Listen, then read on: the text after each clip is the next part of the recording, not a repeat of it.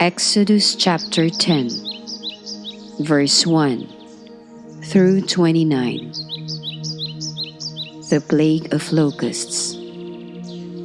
Then the Lord said to Moses, "Go to Pharaoh, for I have hardened his heart and the hearts of his officials, so that I may perform these signs of mine among them, that you may tell your children and grandchildren how I dealt harshly with the Egyptians, and how I performed my signs among them, and that you may know that I am the Lord." So Moses and Aaron went to Pharaoh and said to him, "This is what the Lord, the God of the Hebrews, says, How long will you refuse to humble yourself before me? Let my people go, so that they may worship me. If you refuse to let them go, I will bring locusts into your country tomorrow. They will cover the face of the ground, so that it cannot be seen. They will devour what little you have left after the hail, including every tree that is growing in your fields. They will fill your houses and those of all your officials and all the Egyptians, something neither your parents nor your ancestors have ever seen from the day they settled in this land till now." Then Moses turned and left Pharaoh. Pharaoh's officials said to him, "How long will this man be a snare to us? Let the people go, so that they may worship the Lord their God. Do you not yet realize that Egypt is ruined?" Then Moses and Aaron were brought back to Pharaoh. "Go, worship the Lord your God," he said. "But tell me who will be going." Moses answered, "We will go with our young and our old, with our sons and our daughters, and with our flocks and herds, because we are to celebrate a festival to the Lord." Pharaoh said, "The Lord be with you, if I let you go, along with your women and children. Clearly you are bent on evil. No, have only the men go and worship the Lord, since that's what you have been asking for." Then Moses and Aaron were driven out of Pharaoh's presence. And the Lord said to Moses, "Stretch out your hand over Egypt, so that locusts swarm over the land and devour everything growing in the fields, everything left by the hail."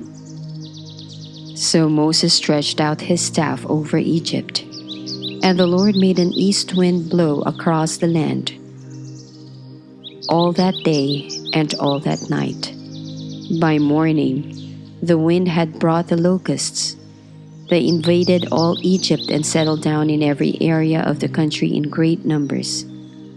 Never before had there been such a plague of locusts, nor will there ever be again. They covered all the ground until it was black. They devoured all that was left after the hail, everything growing in the fields and the fruit on the trees. Nothing green remained on tree or plant in all the land of Egypt.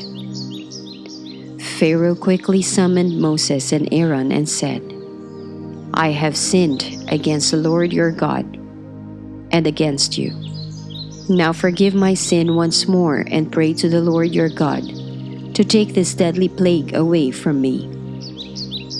Moses then left Pharaoh and prayed to the Lord, and the Lord changed the wind to a very strong west wind, which caught up the locusts and carried them into the Red Sea. Not a locust was left anywhere in Egypt. But the Lord hardened Pharaoh's heart, and he would not let the Israelites go. The plague of darkness. Then the Lord said to Moses, "Stretch out your hand toward the sky so that darkness spreads over Egypt, darkness that can be felt." So Moses stretched out his hand toward the sky, and total darkness covered all Egypt for 3 days.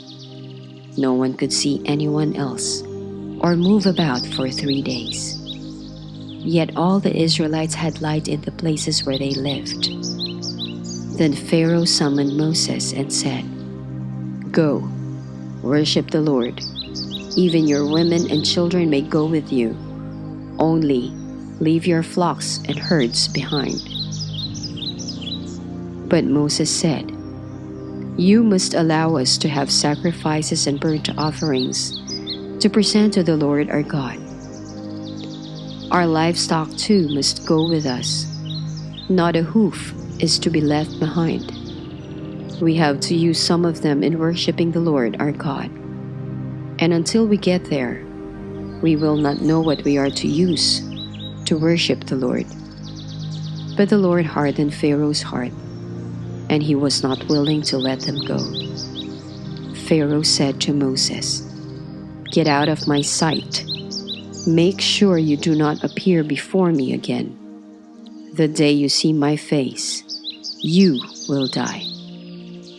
"Just as you say," Moses replied, "I will never appear before you again."